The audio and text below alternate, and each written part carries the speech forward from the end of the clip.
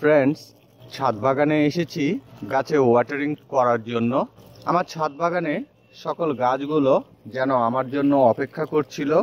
Friends, আমার ছাদ বাগানে গাছগুলো কিন্তু গিফট দিয়ে যাচ্ছে।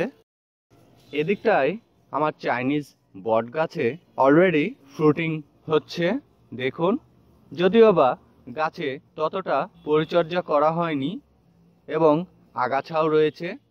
সময় হয়ে এসেছে সকল গাছগুলোকে সুন্দরভাবে পরিচর্যা করে রিকভার করে নেওয়ার। এদিকটায় আমার গোলাপ গাছে বেশ কিছু গোলাপ এসেছিল, যা অলরেডি ঝরে পড়ে গিয়েছে এবং গাছে অবশিষ্ট একটি ফ্লাওয়ার রয়েছে। আর এই গাছে লাল মাকড়ের আক্রমণ ঘটার কারণে দেখুন গাছের লিফগুলো কেমন নষ্ট হয়ে গিয়েছে। এরকম বেশ কিছু গাছ রয়েছে যেগুলোকে অ্যাটাক করেছিল এবং আমি সেগুলোকে কিছু পেস্টিসাইড ব্যবহার করেছি। আর এই সকল পেস্টিসাইডগুলো আমি ঘরোয়া পদ্ধতিতে তৈরি করে স্প্রে করে দিয়েছি, যার ফলে সে সকল মাকড়গুলো বা মাকড়সাগুলো রিমুভ হয়ে গিয়েছে। এখন চলে এসেছে সময় আরও কিছু যত্ন নেওয়ার, আর সে সকল যত্ন আপনাদের মাঝে খুব দ্রুত শেয়ার করে দিব। দেখুন, আনার গাছে আনার ধরেছে, এদিকটাতেও আরেকটি গাছে আনার ধরে রয়েছে। আর যে হট ওয়েদার, আর এই হট ওয়েদারের কারণে দেখুন একটি আনার ফেটে নষ্ট হয়ে গিয়েছে। এটিকে আমি গাছে রাখলে গাছের ক্ষতি সাধন হবে, তাই আমি এটিকে রিমুভ করে দিয়েছি।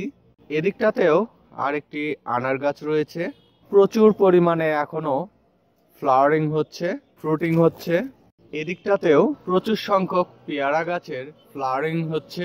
এটি মূলত আমাদের দেশি পেয়ারা গাছ। আর এই দেশি পেয়ারা গাছটি মূলত একটি হাফ ড্রাম বা অয়েল ক্যানে রয়েছে। আমার এই পেয়ারা গাছটি পেয়ারা বর্ণ বা রং রেড, আর এখন ফ্লাওয়ারিং হচ্ছে। আর এদিকটায় রয়েছে আমার অ্যাডেনিয়াম এবং এই ফ্লাওয়ার্সগুলো বেশ কয়েকদিন আগেই ফুটে রয়েছে। এটিকে আমি সেমি শেডে বা মাঝে মাঝে একটি ছায়াযুক্ত স্থানে রেখেছি, যার ফলে ফ্লাওয়ার্সগুলো দীর্ঘদিন ধরে টিকে রয়েছে।